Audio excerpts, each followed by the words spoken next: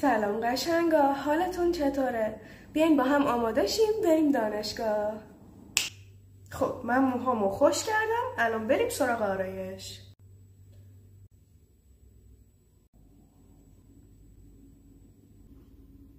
ترجیح میدم یه سایه کمرنگ همیشه داشته باشم.